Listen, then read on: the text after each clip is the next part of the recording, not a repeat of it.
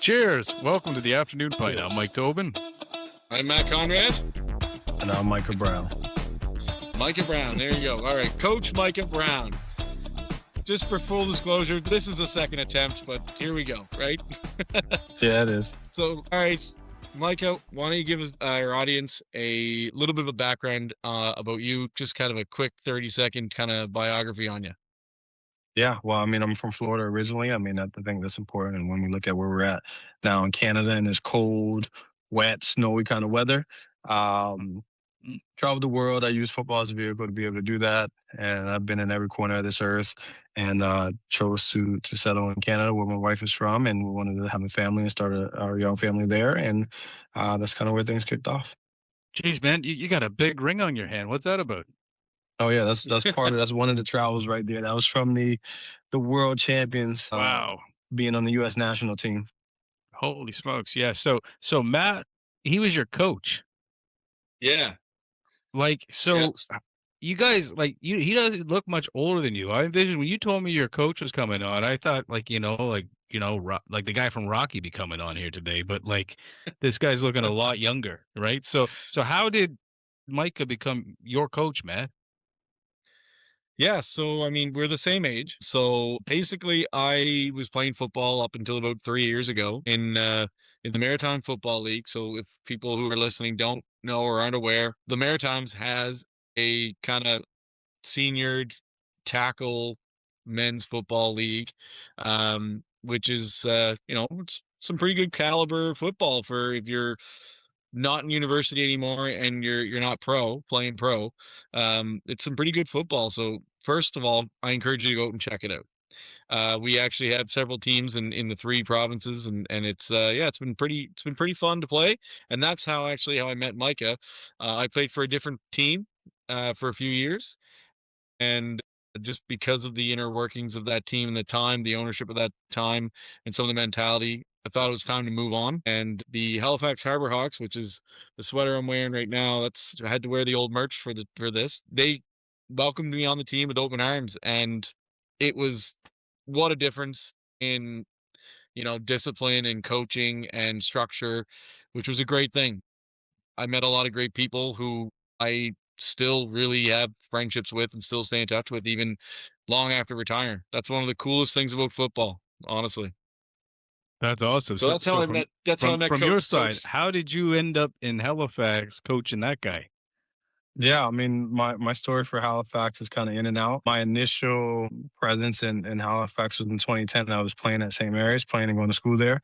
That was my second time at the university kind of stage. Obviously, I was in the States, playing at some pretty big schools down there. Went to the CFL, got released, found out I could play in Canada. So I ended up being at St. Mary's, and I met a lady who ended up being my wife. And so after 2010, we go away. We're in Europe and we're traveling the world. And then 2017, I retired from playing professionally. And she's from Halifax, and we felt like it was a really good place to start our young family, and that's how it came back. And then we started the team. I have a master's and 2 bachelor's degrees, and I couldn't get a job anywhere. So I started training athletes and grew that into a company called Battle X, which stands for Brown Athletics, and was football-specific training and athletic development. And then I also noticed and realized that, there's a developmental gap for, that high school going into university, and then also creating some sort of a structure for guys post-university that still want to play, still want to take it.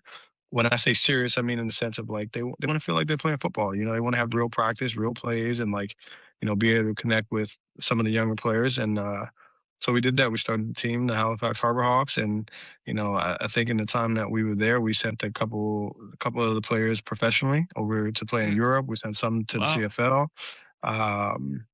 We created kind of our a mini pro team for us, if you would say. Cool. So well, I know we played with, we had one guy on our team who I played with for 2 years, and he ended up going pro over in Europe, and he ended up winning MVP the year after that, which is pretty freaking cool. Yeah. That's crazy. Yeah. So there's some high caliber athletes and football players that play in this league that, people really should get out and support, kind of thing, right? What's the age range of this league? above 18. That's Well, it. actually, so that was one of the sticking points that I had to get that change. It's actually 17 plus. Oh, is it 17? Okay. There It's you go. 17 plus. So, a little bit on that one is the 17. If you're 17 and you're well, you all wouldn't say junior, but if you're in 11th grade and 17, you can't play provincial football. So, in essence, they would have a whole calendar year, 365 days before they could play football again. And I thought, again, when you look at the lack of development, like this is an opportunity that they could come. And this is a bit of a transition year for them, right? Where they could come in, they're playing with older men, they're playing with people that have had university experience or played junior football. Some played, professionally. But they get an opportunity to play in a supportive and structured environment that they can go back, finish their last year of high school, and then again, hopefully that helps them in their transition to become a better player. And we've seen a lot of success in that. We got quite a few guys that were in that bracket of being 17, 18, as a 11th grader that came to play with us, and then they go back to high school and they absolutely dominated to the point that they, were able to max out their financial, um, implications from universities when it comes to their athletic award, their scholarships, which is really cool. That's awesome. Yeah. I will say that when the moment I started realizing that maybe I was playing a little too long, was we had a guy who came on the field and he came up and he said, "Are you Matt Conrad?" And I said, "Yeah, yeah, I am." He was like, "Yeah," he's like, "Do you know this guy?" Like, I was like, "Yeah, yeah, I know that guy." I said, I worked with him like 15 years ago. He's like, "Yeah, that's my uncle." And I was like, "Oh, maybe if I'm playing with people's nephews, maybe it's time to call it quits." But I still played for 2 more years, and realistically, like, I think the only reason I stopped really playing was because the team kind of folded up, and we, I didn't really know. I don't know. It felt weird going to another team. I considered it, uh, but also in the last season that I played with the Harbor Hawks, I actually tore my MCL and played through it stupidly because then I ended up after the season was over and after making it through it, playing flag in a flag league that summer postseason. I actually ended up re-injuring the knee and tearing my meniscus partially. So then I was just kind of like, you know what? I'm old. I got to go to work on Monday. Like this, let's just stop doing this. So yeah, it is what it is. But you know what? If Micah was still there, I probably would have toughed it out. But then I was kind of like, you know what? But that being said, it's real commitment. Like, Micah can tell you, like we were meeting 2 times a week, sometimes three, and then we had games, and sometimes we were traveling on weekends. It's a real commitment. And I wouldn't have been able to do this show if I was still playing football because it just would have both things would just occupied too much of the time, kind of thing. So I lost something that meant a lot to me and kind of gave birth to something else. So things work out that way, I guess. But yeah, you're a great coach, man. So it's people are lucky to have you, and people were lucky to have that. Like, it's I do want to circle back and talk about what it was like, growing up for you and everything. But I think anyone gets the opportunity to get you have as a coach, I think it's good, and the relationship and the foundation and kind of brotherhood that you've built with that team means a lot to a lot of people. So yeah, kudos to you. That's awesome. Thank you. And it's really nice to hear that. Yeah. It's really nice to hear that. Thank you. Yeah, so let's go back, rewind, and talk about young Micah and your first experience with football. Yeah, absolutely. Again, I'll take you back to Florida. This is in Tampa in the middle of the summer. 6 years old. My mom takes me out to the school in the back where they have the field at, and we had our equipment that we had from the days before. And I was on the Chiefs. So we call it PAL Chiefs, PAL, Police Athletic League Chiefs. So I'm a real Chiefs fan, and I take you back to '93. Not on the bandwagon because of Mahomes and my little guy looking like him. Um, but yeah, the first couple of days of practice was just running. It was basically hell on earth. It was nonstop running. It was 6 inches. It was, pounding the belly with the feet in the air. It was the push-ups. It was, the up downs. It was all of that grueling stuff. And then, once we went through a couple of days, then it was like, okay, time to break you in, right? So now we get into the hitting. You had drills like bull in the ring, and you had Oklahomas, which are now, by the way, outlawed. You cannot do those anymore. But at that time, that was the way to kind of check the ego and see who was ready and who wasn't. And I'll tell you what, I damn sure wasn't ready, because when I got that first hit, man, I boohoo cried, and I cried the rest of practice, and I had to like practice through my tears and all the things. And my mom picks me up. She's like, hey babe, how was it? I'm like, I'm not doing this anymore. I'm crying, and I'm in the back seat, because that's what you do when you're sick. You're in the back seat with the seatbelt on. I'm sobbing, and I'm like, I don't want to play anymore. I quit. She's like, okay, you don't have to play anymore. And I'm trying to like stop crying, thinking like, okay. She said, you don't have to play anymore, but you're gonna finish this season out, and after that, if you don't want to play, then you don't have to play.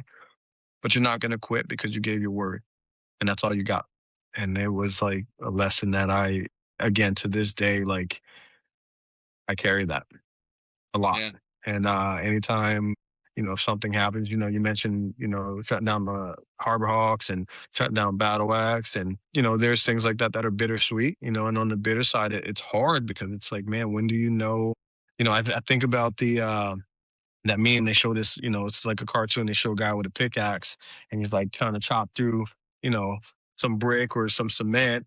And you got one walking away, and if he had one more chip, there's a diamond there, a pot of gold for him. But you got the other guy, there's nothing there, but he's still just chopping, right? And it's kind of one of those, like, when do you know you've hit that wall? When do you know, okay, you've done everything that you could, you've exhausted any, opportunity or potential. That for me, not I don't know, something in here doesn't compute that. It's always go, go, go, go. Until it's not, right? So I think growing up, there was that learning how to distinguish, decipher, or have that delineating factor of like, okay, I know I've done what I needed to do, or it's time to move on, type of deal, right? So um, yeah, there's definitely a lesson I learned at a really young age. Yeah, I mean, that's probably never really easy to do, especially when it's things that you've created, right? Mm. To know when to kind of walk away. But It's Yeah, tough, yeah. Always you got to tough, do yeah. what you got to do what's best for your family, and know what's, what. Yeah. When did Battle Axe shut down? officially in August 2024. And why'd you have to shut it down, if you don't mind me asking? Like, what was the story there? Yeah, to be honest with you, it was You burnt sound out, like a man. beautiful thing. What's It that? was, and I still believe in the mission. I still believe in everything, and it was very much like the Hard Rocks, man. I was burnt out. We got on. We couldn't meet in person at the time, so we got on a team, meeting like this virtually, and I was really honest with everybody, me and Kelly, my wife, about like what we were going through and what was happening. I think one of the stories kind of resonated with the guys, where it was right around just when COVID was kind of ending. I had a flight down to Virginia to see my oldest boy, and the whole family, we were going down there. We're on a cruise with them and all the things. And then things opened up where we could have the league and we were able to play. And I got stuck with, do I go see my son, or do I stay here and coach this game? And it was like, you know what, I'm going to see my son. So I told the guys, and then it was, hey, they needed me on the call. So I'm on this cruise with my family, and I'm on the call at the same time, trying to call in the game Mm. at the same time. And what really hit me is when my oldest boy says, man, like, Dad, like, I don't even know why you came. If you were going to be on this call while we're on this cruise, you should have just stayed up there and coached. Mm. And like, man, I Yeah. thank him. We talk about it, and I love being able to have a relationship where he can tell me something like that, Good on right? him for being honest with you like that. I Yeah, think that's and really cool. Cool yeah, for it, him. it, it Yeah. is, and it's cool for me too to know that Speaks to what a we good can. dad you are, that you guys can talk like that, Thank you. Yeah, we could communicate like that. Yeah. And like, man, I tell you, that hit me hard, right? And Mhm. I talk about being where your feet are, and enjoying those moments. And that was something that I didn't do, but I couldn't put it down, and I felt like I was torn between two spots, right? And just because I'm in one place where my feet are doesn't mean I'm there mentally, right? So you got to have that alignment, and I didn't. And it got to the point where it was really time consuming. It was energy sucking. There was a lot of work in the way we ran the team. Again, I mentioned it being like a mini pro team. I think you can ask Matt or anybody that played for that organization. we prided ourselves on how we did things, and the way we did anything was the way we did everything, which is all 100%, right? So it was a lot, and I didn't have anybody to lean on. I didn't have anybody to kind of help support and pick things up for me as well. It was, Financially, it must have been tough too, right? Like it must have been hard putting all this time in something while not earning an income by doing it, right? That's always a real tough thing. Like it comes to a point of volunteering where when you over volunteer and you overextend yourself, you're like, well, gee, I got to feed my family too. How the heck can I do all this, right?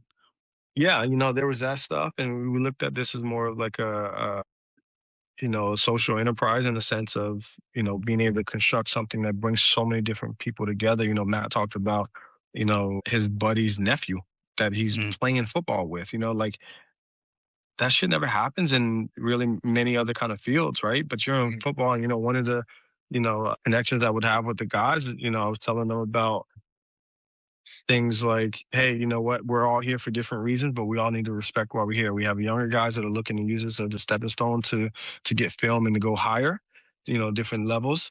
And then we have adults, old people, unk status like Matt, who's here to enjoy and meet yeah. people. But that, on either end, we can't slack off, right? If he's here just to have a good time, that's great, but you got to be committed. You still got to do everything that we're doing. And if you're here to grow, you got to understand that this guy's coming from work and has a family. He's going to do everything that he can, but you also need to support him and do everything that you can and vice versa, right? So we had this really good balance and mix of I people. love that. It's such a cool way with generational gaps and stuff and, getting through that mindset of, just working alongside somebody and you're seeing the real them because they're bringing their full selves to that game, right? Like you said, Yeah. working with the family and all that kind of stuff, right? And Yeah. So, yeah. we had that, and it was a year-round operation. And then in between all of that and around all of that, we had Battle X, where I'm training athletes and teams and developing Wow. coaches, and which was a lot of fun. And I'm still passionate about it, but I had to figure out a different way to kind of go about it. And as I had those things in mind, things started getting hard though.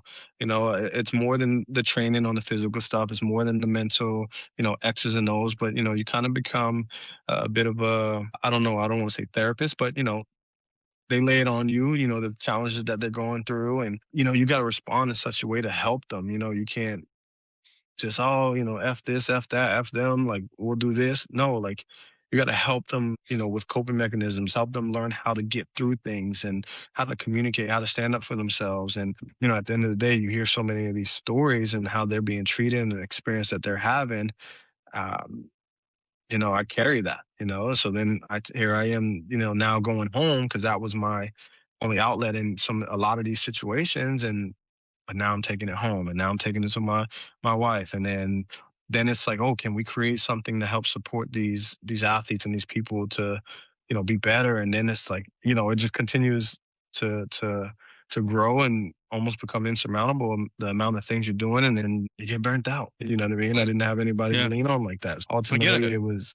It, Had happen in another something completely different from football, another world, we'll say. But yeah, I totally get the feeling of just giving your all to something that's not your 9 to 5 or not your, and then you're trying to have a family or you're trying to keep that relationship going, and it's just it just grows too much, right?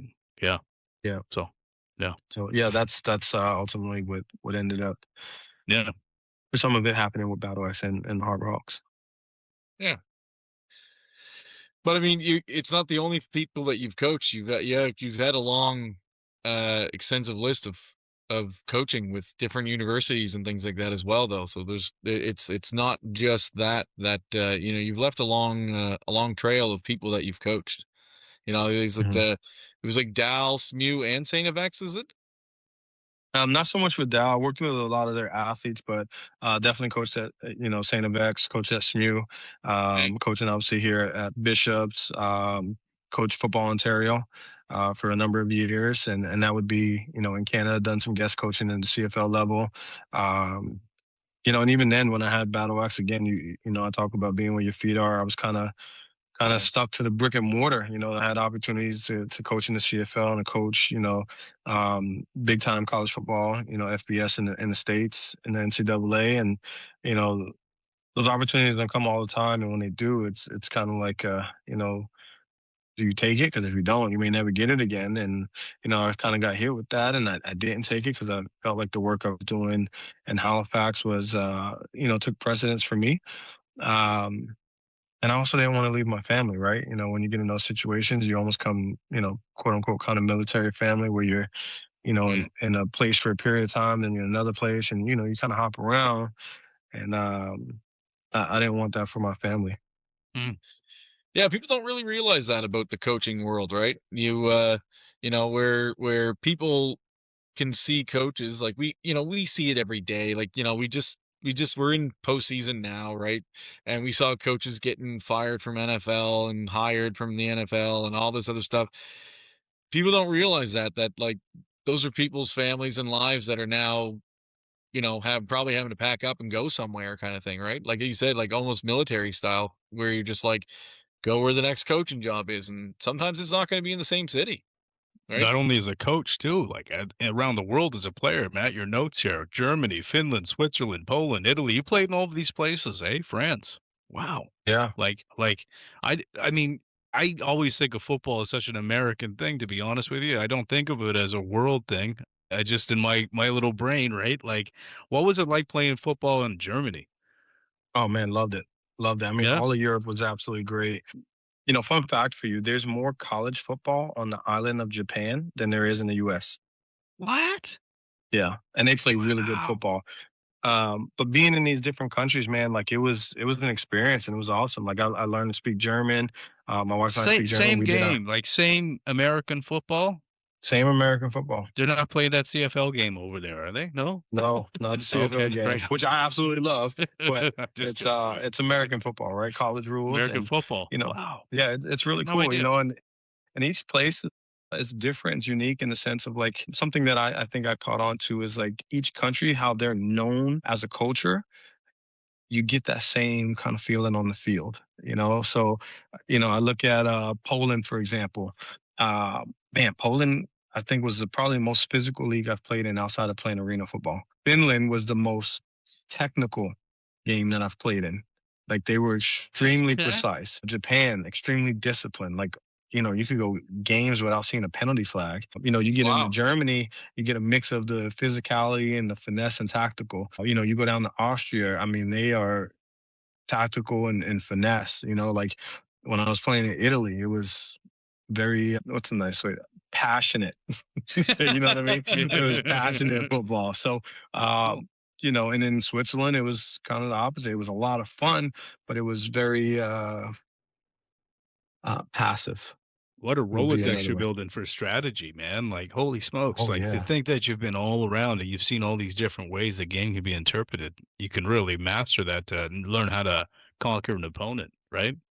It's like Yeah, I MMA mean, almost, like, in the Well, football and world. and it just I'll have to put it here, like we are talking to a Hall of Famer actually in Europe. Oh, yeah? He Right he's on. in yeah. he's in the Hall of Fame actually, Oh, Football Hall of cool. Fame in Europe. Oh, that's Yeah. awesome. Yeah, Yeah, thanks. so Yeah. that's pretty cool. What is it? Yeah. It's something like you have like what is it? 7 titles, 7 championships? Is that what it is? 8. 8. Okay, there you go. Yeah. Okay. Yeah. So, love Tom Brady, but I got him beat on this one. I mean, obviously his are on a far bigger stage, but I mean, a championship is a championship no matter where it's at. They're hard to come by at any and every level. So it's something to definitely take pride in and really cherish, right? 100%. You can say you're a global champ. Brady can't say that. He's only played in one country. That's a great one. You know, you got to hold on to that. Global champ. Global Like that, champ, yeah. that's it. That's right. That's how we're going to Like, introduce this episode. Yeah. as the global champ. much as the NFL wants to say that the Super Bowl are world champions, I don't know, right? Yeah, Yeah. exactly. I mean, just because Yeah. they are growing, I will say that they're playing what is it like something like 8 international games now. Oh, So really? Wow. Yeah, yeah, they're that's what the 17th game comes in, which actually I think is also going to change. I believe they're going to go to 18 game season. They're going to cut out one in the preseason, and every team will have an opportunity to play a game in, internationally. yeah. It's a cool idea. I think it's great Yeah. for the sport. Just goes to show you how fast the sport is growing. I mean, listen, I'm a Canadian, and obviously Canada is known for hockey, and I love hockey, don't get me wrong, but football has kind of always really been the sport that has called me for many reasons, though. I mean, like, it's a chess game played with titans, Yeah. and you have the other thing that I really like about it is, from my perspective, I find it's a more all welcoming sport. It's one of those things where, and I'm sure, Micah, you can probably say that the uh, the culture in the US is probably could get pretty toxic, similar to how it can get toxic with hockey here in Canada. But my experience is it wasn't that way. The other thing too is, like, all body types are welcomed in football. You don't just have to be the absolute athlete in shape guy who's on ice, or basketball, like, you have to be 6'5" or whatever, or at least jump a bunch or whatever. And things like that, where it's like, we have guys who weigh 400 pounds, and we have guys that weigh 165, right? Mhm. And they all have a role. They have a way to fit into football. It's the most welcoming sport that I've ever encountered because of that. You know, when people talk about, sports being inclusive, like, it's very understandable. But, basically what you're saying, Matt, too, is, you look at these other sports, you look at soccer, you look at volleyball, you look at basketball, you look at hockey, you look at any of these other sports, pretty much the same kind of a player, Yeah. and it's a skill-based sport, right? If you want to be good at basketball, if you dribble more and shoot more, you're probably going to be pretty good, right? Same in hockey. You want to become a better hockey player, you handle the puck more, you skate more, you shoot more.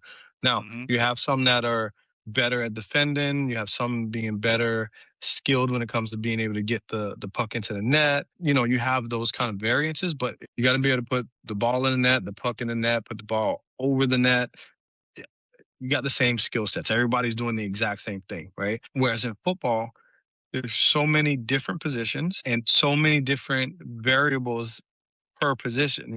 For example, if we just look at a quarterback, you can have a tall quarterback, a short quarterback, a wide one, a thin one, and any combination of those. You can have a quarterback that's a runner, one that's a thrower, one that's both.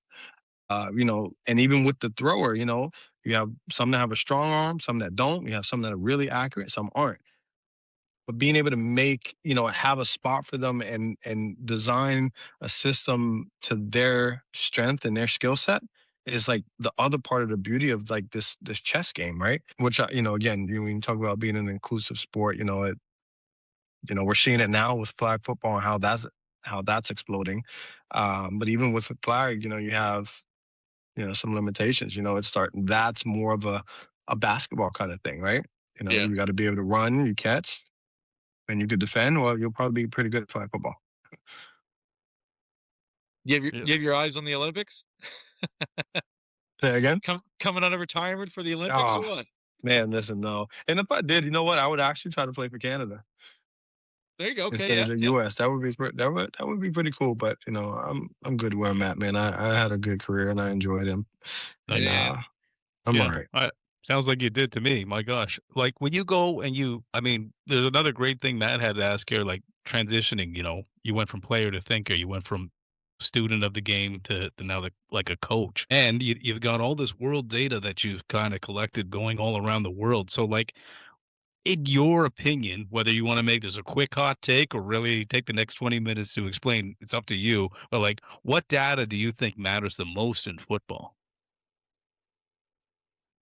You're literally talking to a geek. I love data. So Okay, cool. I love sport the analysis. question here that Matt put there, so I had to ask it. I was like, "That's a great Yeah, I question." mean, there's Yeah. so much there's so many data fields in football that it all kind of just depends on how you're looking at it. But I really enjoy, I'm still a student of the game even as a coach, and I was a very cerebral player. I really enjoy the chess match. I really enjoy the teaching aspect. I really enjoy hyper defining things, being able to break things down. What does this mean? What's this terminology? And how do you execute it? And then when do you execute it? And then now we get into the tools of like what you can use to be better and more efficient at executing it, right?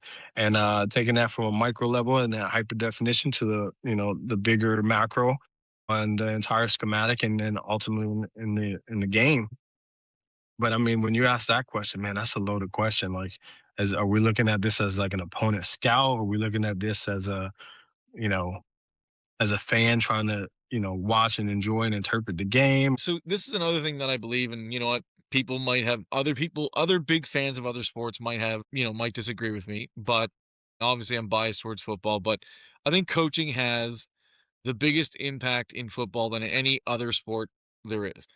We see it all, time and time again, that even NFL caliber coaches struggle when it comes to clock management, when it comes to, you know, when to start running the ball and when to start throwing the ball, right? It's things like that so I guess for me, it's like, how do you as a coach take the data and then use it to kind of get your team ready? And So you're talking so like game time, just Yeah, game but I Like mean, time. game planning. some of it's Like game game planning. planning, yeah, like, it's Yeah, it's game it's planning. Okay. it's a whole thing. I think people who don't, because you get the saying all the time, it's like, "Oh, football, stupid football," but it's not. Listen, Matt, I don't mean to cut you off, but you done hit a pain point. Let me tell you. So Mm, this is something, being a coordinator or a head coach of a football team, you are essentially and can run a Fortune 500 company. You are doing everything that these companies want in a CEO. You talk about, I mean, if we go down a list of like skill sets that you would need when it comes to managing people, presentations, building reports, project management, any of these things, and so much more. There's so much there just in the managerial side, and not even including the workload side. So, we when you talk about like how do we do this, when you look into the business side and they talk about SWOT analysis, right? We're doing the mm, same thing, right? And building reports. So now we're also looking at what are our strengths, what are our weaknesses, what's our opponent's strengths, what are their weaknesses, what are their tendencies, what are ours, how do these things match up? So we take this information in and we analyze what they're doing. For example, let's say we're on offense, we look at a defense, we want to know when we line up, we present a formation, how many people we have on the side or whatever. What's the reaction of the defense? Do they give us just one reaction? Do they give us 1 and 2, or do they give us a 1A, 1B, 2A, 2B? Like, what are the options that we're going to see when we're lined up like this? And then if we move somebody, what happens to that defensive structure? Do they bring somebody with us? Do they bump people over? Do they bring another person down? So now we get into the point of like, how can we manipulate them? And then based off of that, now we're looking at, okay, what are they good at?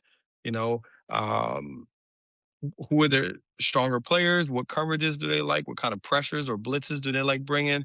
Um, and then you get into even deeper stuff. Now it's like based on down and distance. Is it P and 10 or first and 10? P being in possession, after a terminal down or transition turnover of the ball.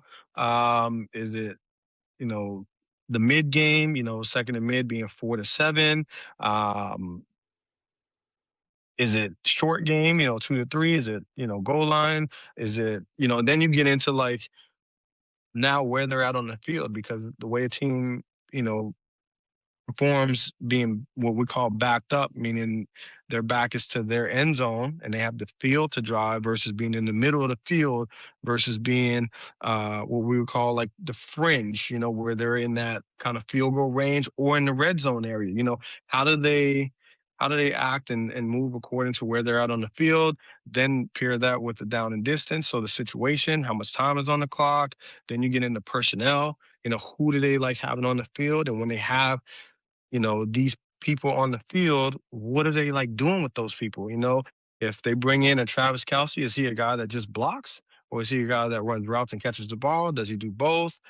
Which one is he Travis better Kelsey at? doesn't block. Well, exactly. There you go. Travis Kelsey ain't blocking. So we know he comes in, they're going to throw the ball, but they bring in the other tight end. He's more or less going to be the guy that blocks, right? So Right.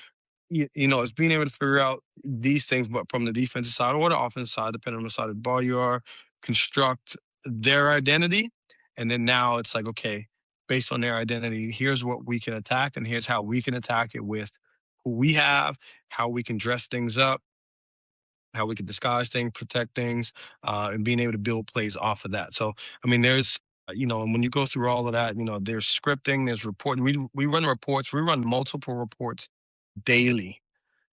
We have multiple presentations daily. We have multiple, you could say, board meetings daily. This is like, again, if people could spend a day or even a week with, a coach at a university level or higher, like, it's a lot.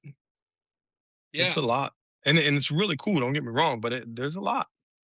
You even get into like some of the things, engineers use video or some sort of drawing tool, and how precise and accurate these drawing tools are. We use those as well. Hmm.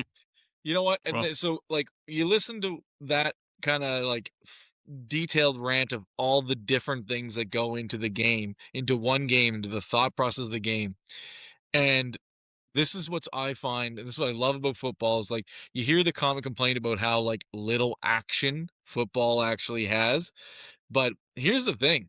When you understand the game of football, a whole bunch is going on before the ball is snapped. And when you're looking at it and when they're lining up and they're kind of moving around the pieces and everything, anyone understands the game, that's action to us. Like that is action. You're sitting there watching and you're like, oh, look, this guy's now here. I bet you this is where he's going. It's like, watch, they're targeting that guy. They're going to, this is all of that goes into the guessing game of trying to read the offense and the defense. And that's part of the fun when you understand the game. But everyone thinks the 7 to 10 seconds that happens after the ball is snapped is the action. And it's really not.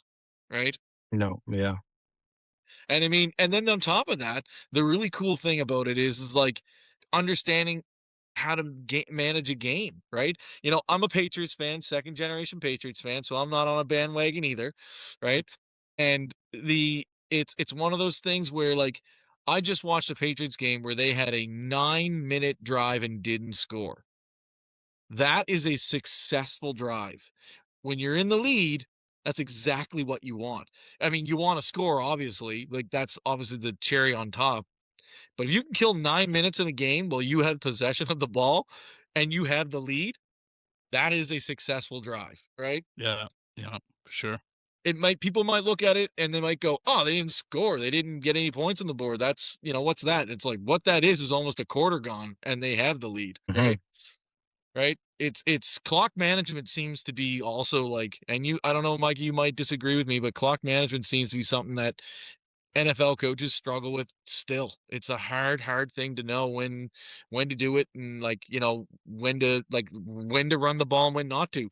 I actually think during the Texans Patriots game, I think they actually started running the ball all the time, like too frequently, too soon in the game. When I was watching it, I was like, they're trying to they're running they're running the ball like they think the game is almost over and it's not kind of thing. It was still like 4 minutes left in the third and it's like there's Mhm. a lot of football left and you don't have that much of a lead. Get two scores on the board and start doing that kind of thing, right? Yeah. So I don't know. This is the game. This is the cool thing about it, right? It's this is the thing. I could talk about it all day too. But I just know that I know you're a data guy. I know you like to take that thing, and I like talking football. So maybe some of our casual listeners who are tuning in might be like, this is way too much football talk. But I don't know. I'm also trying to sell it to people because I mean it's a great game. It's all welcoming, and if people like gave it a fair shot, I think they'd love it a lot more than they would even really realize. So, yeah. Yeah. I mean, before I guess we move on, you had mentioned something at the very beginning of that, and you said, this, dumb football players, and I think if again, if I could say anything about like the level of intellect that you have to have for this game, it's different than any other sport that's out there. The amount of verbiage, even we speak our own language, Mm, literally. yeah.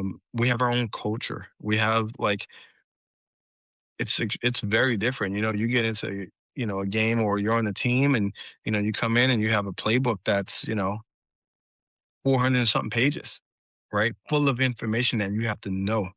Um, some people could say memorize. I'm more on the side of like understanding the concepts, and then you'll be better in that aspect. But like terminology and like we call a play, and it's just like like the verbiage, and sometimes it could be very long play calls, and other times it can be something short and more implicit.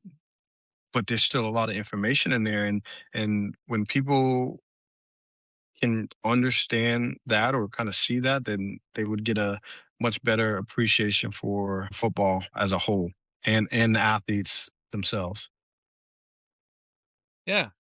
And I mean, this kind of naturally kind of rolls into the next thing in which that I wanted to talk about is like along with the coaching and mentoring and the great things that kind of come along with football, but you've really outside of just like having a family here, you've really kind of laid roots because you've done a lot for the community and our youth in Halifax with, you know, the elite flag, like stuff that you were putting on and a lot of the coaching you were going on. Like, why don't you talk a little bit about what it means to kind of be that guy for youth and giving them a an outlet.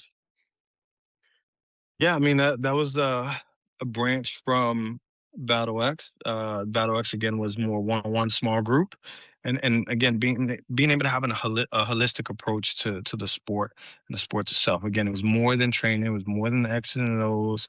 There was leadership development in there. There was uh, personal development, wrapped up in there. There was a lot, right? Um, but then it was like, okay, how can I reach more of these athletes? Because there's only so many days or so much time in a day. I can only have so many athletes at a time. But how can I create something that can reach more and impact more of these athletes? And that's where Elite Eight came in. So Elite Eight is basically a passing league. So everything you see in football when they're throwing the football is basically something that we created into a league. But more than just a play. At the time, I didn't really care for creating something for athletes to just play. For me, playing and not knowing what I'm doing is not fun. And I also wanted this as a developmental piece. So, this was something where if they can learn and understand these concepts and what's happening, that they can take this with them in their transition to the university level or even at their high school or minor where they can just be better, right? And so I finally put together a way of having this league play that's developmental. So, for example, we had cards, we would show pictures, before every play for offense and defense that explained exactly what they were doing, what these routes were, what the concept names were, how deep they had to go, what they had to do versus certain coverages. If you're on the defensive side, what your responsibility is, what's your progression, where are your eyes going, how do you get there? And, we were able to create basically a developmental camp prior to the league starting. It was all kind of in one. So they would come in, we'd have a bit of a combine to teach them, the combine movements and events. Then we transitioned from that into we call the install. So we talked about, well, before the install, we actually did skills camp. So now we taught them all the movements for offense and defense. Everybody did both sides. Then we got into the install where everybody did both sides. So even if you were playing quarterback, you had experience on the defensive side of the ball in a coverage, in different coverages. So now as a quarterback, you go back to offense, you now have a better understanding of when this coverage is called or when you see this coverage, what they're trying to do with that. Um, so we did that for all of the positions. Um, and then we went into a true, side of the ball kind of install where if you were a quarterback or a receiver, you just did that. We worked on concepts. If you were a defender, we worked just on your coverages. We had a mock game. We had teams made, and then it was league play with the coaches having the cards for each of the plays. So it was extremely beneficial. It was a lot of fun. It was a lot of great action.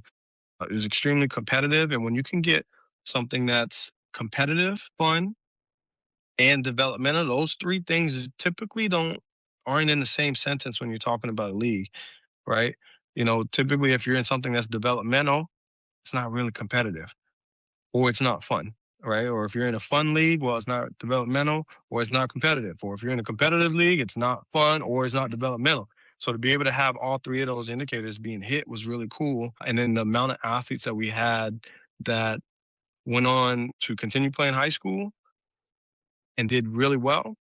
And then those that went on to the university level and got there and was like, hey, I actually know this stuff. And they've learned a lot of it from being with us was really cool. And I think it was really eye opening. And you never know. It's like when you go to the gym, right? And you're lifting weights and you're doing all this thing. You never know when it's going to show until you realize that it actually showed. that consistency, that time, that I'm effort that you 42. It put still in. hasn't showed yet, man. Right? Well, I'll keep going though. One day I'll be like, One day, right? yeah, So, yeah. just you gotta stick with it, right? And then Yeah, one yeah. day it'll be there. So, to see those athletes get that aha moment is also, obviously a lot of fun, right? So, um, yeah, and then it went from that, branched from that into, realizing that like I wanted to be able to help coaches. Coaches are going to have more reach and more impact on the players that they have, and I also identified a gap in coaching development. It's not a regulated industry, so people are just learning from others or trying to figure it out on their own. So if I could have, for me, if I was able to provide some sort of structure and guidelines on, the coaching philosophies in addition to the schematics and all that kind of stuff, that's what I wanted to do, and I did, and I found that to be a lot of fun. That's awesome. And Good answer. on top of that too, because I mean, one thing I wanted to cover off is like why representation matters. So I mean, you've done like work with like free like football camps and for like Black Nova Scotian communities, and yeah, you've worked with some like Black wellness and things like that. So like, how did it, like why did that matter to you to kind of do that stuff here in Nova Scotia? Well, because that's me, and I feel that there's Black Wellness Code, BWC, the Black communities out there, the Indigenous communities, and even Halifax as a whole, Halifax, Dartmouth, the whole HRM, really accepted me as somebody like if I was one of theirs, which I'm forever grateful for. But representation does matter. But I think good and quality representation matters even more. You can't just have a spot for a Black person and they're not good enough, right? But they're there, that doesn't look good for us as the Blacks, right? But being able to be there and show them like, hey, you can come from these situations and you can do something positive with it. You know, we have to be great just to be considered good. And that sometimes is an unfortunate truth, but Yeah, it's things that I currently live that I have to be that way. I have to be a certain way because I don't have the space to slack, and I can't give anybody that excuse. I'm damn sure not going to give myself that excuse, but um, it's something that obviously develops character and develops resilience, and being able to keep putting one foot in front of the other it's hard. It's hard, and it's a lot harder when things are stacked up against you, and or you don't have the resources or the opportunity to be able to do those things. So again, being able to go in those communities and say, "Hey, here's another option for you. Hey, you have somebody that has your back." It's yeah, hard to Yeah. reach out. It's hard to ask for help, and I'm that's something I'm literally going through right now. I had a call earlier today with a buddy of mine that I was like, "Hey, man, like I need to lean on you. Like I actually need some help." And I've always been the one people came to. And again, I didn't have, or at least didn't think or know that I had somebody that I could lean on. And like, man, I literally broke down crying, asking for help because it was yeah, the first time I like actually had to do it. And like, man, what a fucking relief knowing that somebody says, "Hey, man, you can lean on me. I got your back." Like yeah, that's cool, and it's something you mentioned earlier, Matt. And that's something that I absolutely love about football, and it's something I miss. And not even just football. I think any sports, but throwing touchdowns and all that stuff is cool. But the things I miss is being in the huddle with the guys during crunch time, being in the yeah, locker room with the guys, being in the weight room with the guys. Going through that grind, when you share life experiences and tough experiences with people and you overcome them, those are people that end up being like lifelong friends, right? yeah. 100%. Yeah. No, I Yeah. couldn't echo that. Yeah, anymore. You're good at this, Micah. You're answering good questions, man. We're throwing them at you. You're just hitting them back pretty quick. Yeah, man, throw them out, man. Yeah. Yeah. I mean, and I think, I mean, we'll move into our 10 questions here shortly, but it's like, these are kind of like the 10 rapid fire questions kind of thing. But I think like it's one of those things where it's going into some of these underrepresented communities are a big thing to show that there is something else out there that you can do to kind of, it's one of those sometimes you just need something to do, right? And to show a different way, to show a different life. I mean, I'm actually currently rewatching Friday Night Lights, and man, like such a great show. And it's just one of those things where you watch it and it just it shows that where it's like these underrepresented communities where they think they have nothing, or they think that everyone around them is pretty much giving up on them, and you have this coach that's like, no, you got talent and you're worth more than what your society is telling you, right? It's important. It's really important. Yeah. It is. And I mean, having external shots of confidence definitely helps and helps you build up that internal confidence, right? And that's something, when I talk about, my journey of growing up, I didn't know I was good. I never Right. thought I was actually good. I didn't know if I was fast or not. Everybody in Florida is fast, so I'm thinking I'm slow. And it wasn't honestly, until I got to college, and even then, I didn't know if I was going to play college football. I was small, I'm 5'10" quarterback, and an era where being a short, black, athletic quarterback wasn't like a thing like how it is now. Nope. But I realized quickly what my strengths were and the Mm, things that I can control. I knew I wasn't gonna get any taller. I wasn't gonna get much bigger. I could only get as fast as I could or as strong as I could. But the one thing I knew that couldn't be tapped was how much I understood mm, when it comes to processing. So my competition, I literally just outsmarted and outwilled my competition. That was it. You know. Mm-hmm. So at the end of the day, for coaches that this is their livelihood, they want production. So if you're scoring touchdowns and winning games, that's all they kind of care about. You know what I yeah. mean? So for me, it was like I don't care who this guy is, who his dad was, and all this kind of stuff. If I can put the ball in these guys' hands faster, more efficient, and score more points, get more first downs, score more touchdowns, and win more ball games, that's it. Once I do that, just don't come out the game, right? Yeah. Like Right. Yeah. and that's kind of what that's what it was for me. So talk about being a student in the game, like this when I'm sharing this stuff with athletes and with coaches. Yes, this is coming from my lived experience, but that experience like helped perpetuate my career, man. If I again, I'm not an impressive guy when you stand next to me. I'm like the dude next door. I'm a 5'10" guy, right? But that muscle here was Mm. what made it. And then it was like, okay, from there now I can refine, my skill set to match the processing part. Well, I mean, probably the top 10 best quarterbacks that we've ever seen in the NFL are probably the smartest quarterbacks that we've seen, realistically. They're not always the most gifted people, right? You can sit there and argue that there's a lot of some really, really great football quarterbacks that are athletically impressive, haven't won anything, right? And sometimes struggle to win. Not just you can say like you haven't won a Super Bowl, but I mean like sometimes struggle to get to the playoffs or struggle to win a playoff game. Or the smartest ones, it's you're right, that brain muscle is the one that they work the most, right? And that's one of those skill sets that can't be evaluated. You don't see that on the film. You get that, and then you'll get all the other soft skills. You're talking about guys being physically gifted, or even also having the mental processing, but still not being able to get to a certain level of excellence. And then that comes down to the soft skills. How do you communicate with your teammates? How do you communicate with your players? How do you communicate with the coaches? And that was something that I also prided myself on, the accountability aspect. If a guy showed up to practice, I was the first one there to be like, hey, man, we got a standard here. Like, you're either here or you're not. When I used to think I was an asshole. So I went through this kind of process, as I was getting older. And, I'd reach back to some of my former teammates and coaches and be like, hey, uh, you know, I'm sorry. Like, sorry for being an asshole and blah, blah, blah. And the response I got back, man, was like absolutely unreal. And there was two movies I saw, one recently, it's slipping my mind right now, but the previous one was the Michael Jordan one. Mm, Um, The documentary on Netflix.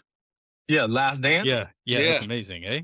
I amazing. cried the entire movie Dude. Yeah, Dude. That's because amazing. Yeah. Yeah. I'm Yeah. like, man, is that me? Like, obviously, Yeah. I'm not Michael Jordan, but like, how he was sought to be like an asshole, but he just demanded excellence, and he didn't demand anything more from his teammates than he gave himself, right? yeah, Him, Kobe Bryant, all these cats, right? So for me, like, I had to do all the right things, and this goes back into like having to be great in order to Great. be considered good, You were and saying. all of Yeah. these Yeah. kind of things, Yeah. right? So in the classroom, in the community, in the weight room, like all of these things, I had to make sure I was fucking squeaky clean, because if I tried to call you out and you said, oh man, you just got drunk yesterday, man, shut up. yeah. what can I say, right? I can't do that. Or if I try to get on you and you tell me I was late, well, you know what I mean? My hands are tied. But if I'm doing everything I'm supposed to be doing and I'm producing and I come at you like, hey, man, you cannot be late again. It carries weight very differently, right? So being, That's leadership, though. You can take that into the workplace. Like, I'm listening to this whole conversation, honestly, Micah, not as a football guy, just as I watch the game. I'll be watching the Super Bowl, and I'll just be eating. That'll be my favorite part about it, like, the food. But all the same, like, I'm listening to so many great leadership things you've said here today. Being good just to be great, or being great just to be good. Gosh, it's a hard, bitter pill to swallow, but it's so true, and I never heard it before. And it's unfortunate that it's true, right? For a lot of folks. But man, that really hits the CEO like leadership in the game when it's game time. You got to make all those quick decisions, like you're telling me today. Everything tells me today this feels like an entrepreneur show that we've done in the past in so many ways. Like where you really are carving your own path, and you're teaching young folks how to do that, man. So kudos to you. Um, I said this the first time we tried to do the episode. I'm going to say it again.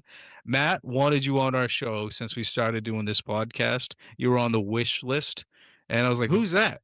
And he's like, "This is my football coach and all this." Yeah, and I just think it's totally cool. I mean, it took us a long time for us to have this conversation, but I very much appreciate it. So thank you so much, Matt. Do you got anything else, or should we get to the big the Let's 10 do dumb 10 questions? It should be dumb. They're probably going to be football questions this time because Matt wrote them. We take turns writing the questions, so I don't know what I'm going to be saying here. So probably for the most part, okay, I can understand this one. I'll kick them off, Matt. You're doing odds? Okay, I'll do evens. Okay, bud. And okay, so favorite European country you played in, and Finland, why? Helsinki. What was it? The ladies? What was the reason? No, my wife was with me. It wasn't that, but like, man, Helsinki was just it was a vibe, man. Like everything that you could think about being great in Canada, Yeah. times 10 in Helsinki, even down to the fish, the seafood, like the sushi, the salmon, the saunas, the way people enjoy life, the quality of the beer, everybody, there's no judgment there. Like What's you are the who first you language are. in Helsinki? English. English? Oh, I would okay. actually I know that. I know that one. Yeah. I would Yeah. actually say Finnish. They speak Finnish there, which is, Yeah. very, very different. So like if I would say hi in Finnish, it would be moi moi. But in Finland, what I found really fascinating, I remember walking down the street, like the shopping area, and I look back because I'm hearing English. I'm like, oh, who is this? And it's two Finnish people walking down the street speaking English.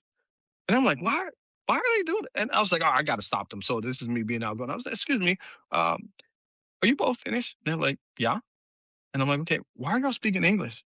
They're like, it's just easier to translate in English, or just communicate in English instead of trying to translate some stuff in Finnish. And it's just easier. We like it better. And I found that almost everybody there was like that. That's a chill response. I like that. You know I like what? that. I like how relaxed that response is. I will also say that if you pay attention to Finnish hockey players, they're the ones that you cannot hear an accent in versus any other country. Really? Yeah. They lose their accent. They sound like North American. Weird. Yeah. Crazy. Cool. All right, Matt, so number 2, buddy. Question number 2. In your opinion, what's the hardest position to coach on the gridiron?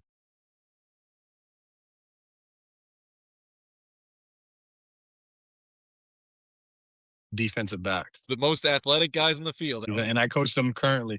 The quarterbacks, I don't necessarily find that hard. I mean, for me, I find it a very simple process. But from the defensive backs, they are just as intelligent, if not more intelligent than a quarterback needs to be. They have so much that they have to process from being so far away from the ball.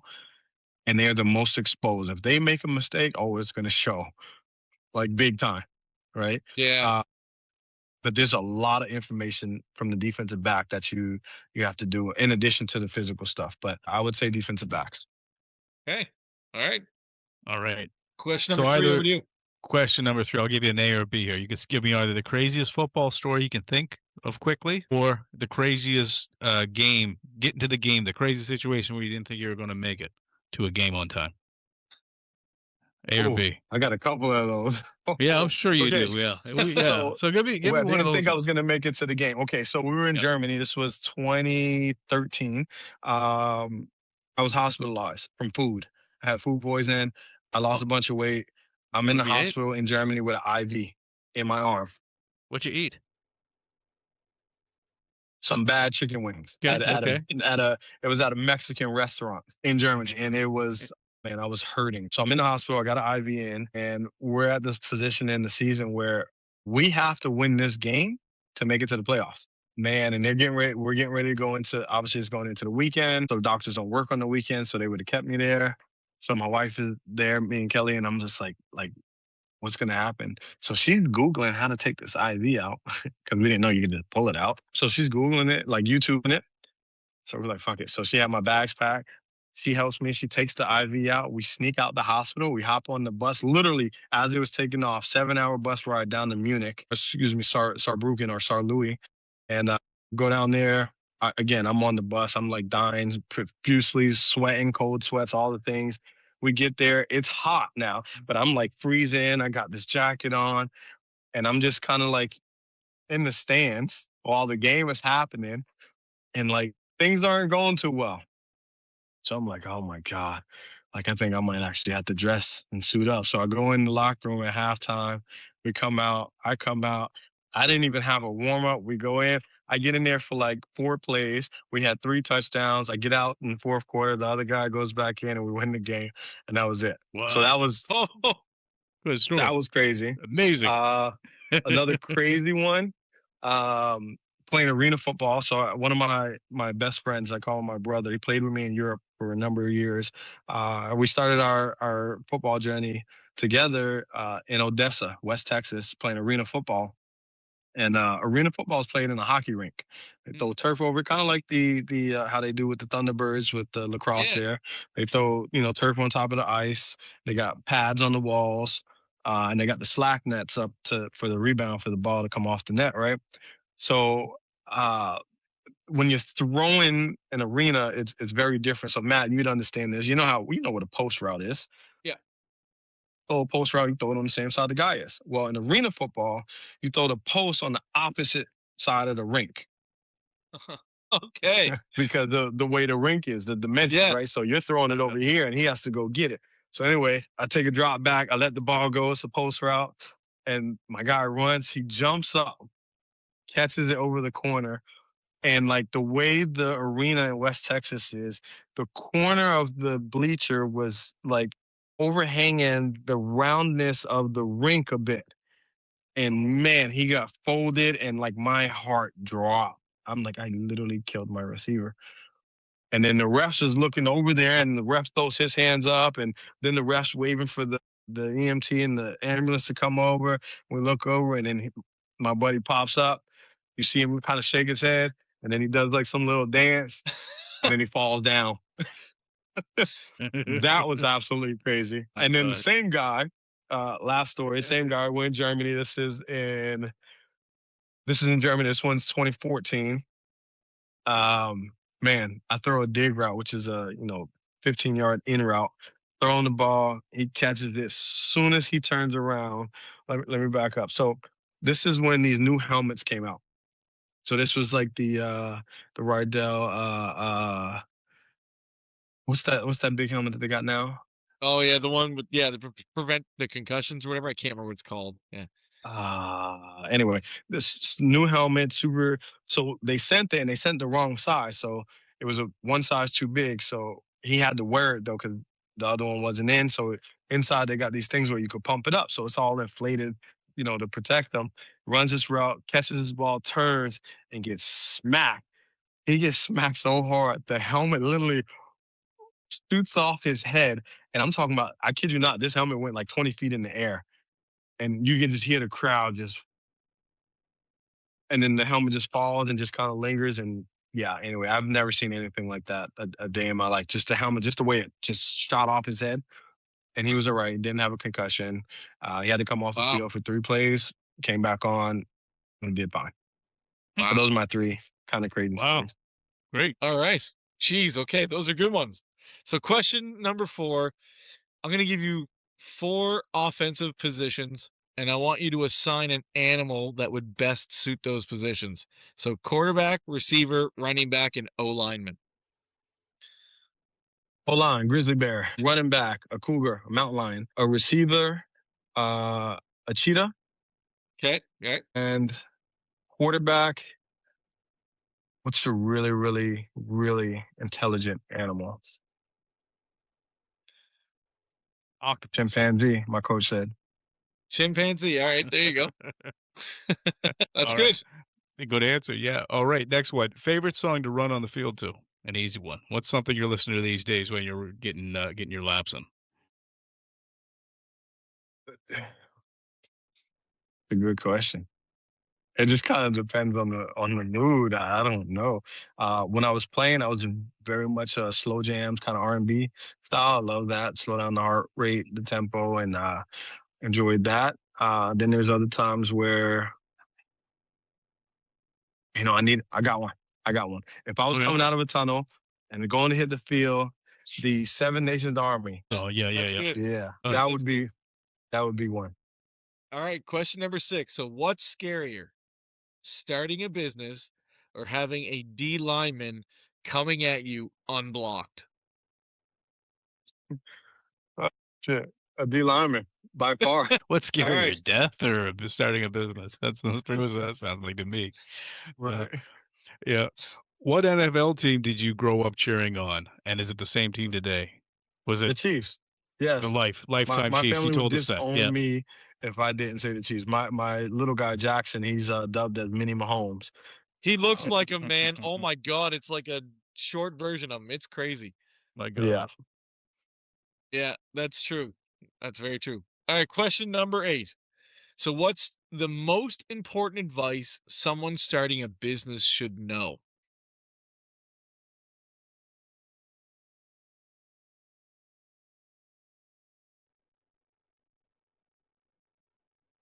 Not an easy Make one. sure you're passionate. Make sure you're passionate about it. Okay. Hey, Like that I, answer. It's yeah. Yeah. it's Great one of answer. those things that people say, if you do something you love, you never work a day in your life. Yeah. That's a lie. Yeah. If you're doing something you love, you're gonna work even harder at it. So Okay. make sure you're passionate about it because it's gonna There take you a go. lot of work. I I like like that. that. Yeah. 100%. I don't disagree with that. Question number Okay. 9. Super Bowl is February 8th, right?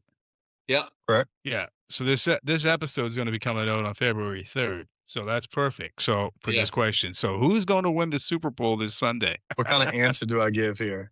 You I think gotta, it's gonna be the team that can process the information and execute the fastest, the most efficient, and limiting turnovers.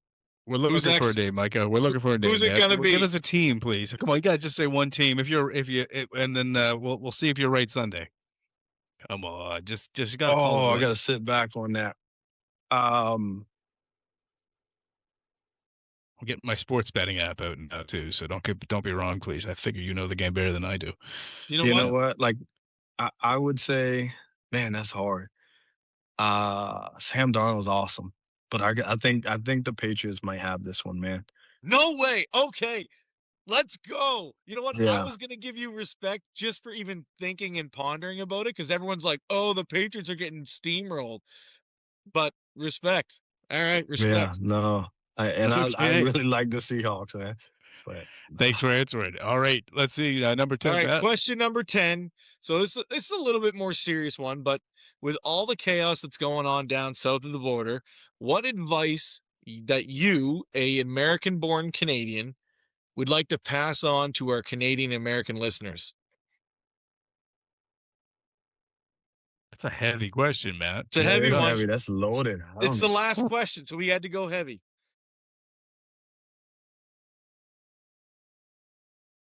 You know what? I'm circle this back to everything we've been talking about: leadership, teamwork, those sorts of things, right?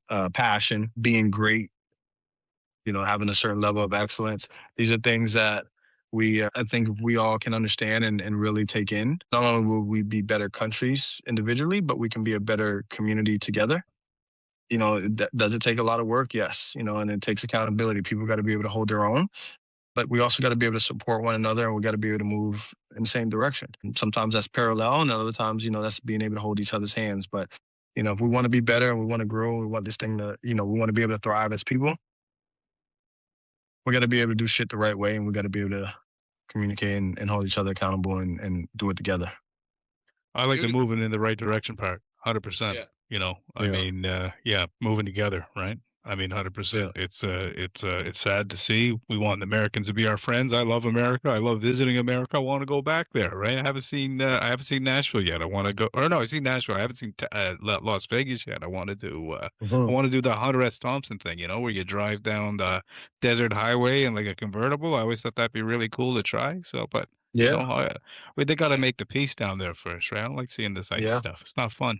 Right, it's not the America I grew up loving. As a Canadian, we grew up loving America, right? Like and idolizing it. We want that America back again. The one that was the place where we all wanted to live and be where we grew up as Canadians, right? So hope we get that. I really do. Great answer. Great answer. Tobin, why don't you take last call? Yeah. So you've already helped so many. You know what? This is this is a really good ass question. And it might not be the answer that people will be expecting. What am I still going to do to be able to help people around me and help impact them?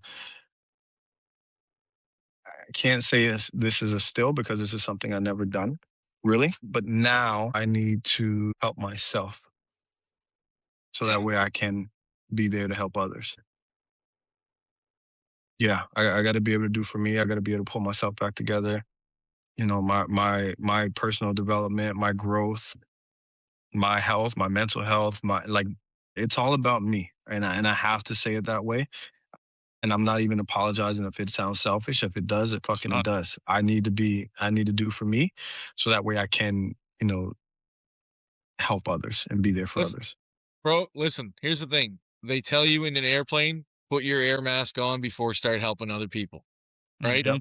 There's something to be said about that, right? You can't help people if you're suffocating, right? Yeah. So I totally agree with that. So cheers to that, and cheers to you, Micah. It was an honor to meet you, man. I hope to do this in person next time, right? I don't like the Zoom calls as much, but this has been really nice getting to know you, man. So next time you're in Halifax, you got a little extra time, ring us up, and we'll see if you were right on that Super Bowl, dude. Yeah, that sounds good, man. Thank you. And we can end this. We'll end this on this, and we'll see if you get it. Clear eyes, full hearts. I know this one, but I don't know. Can't lose. Can't.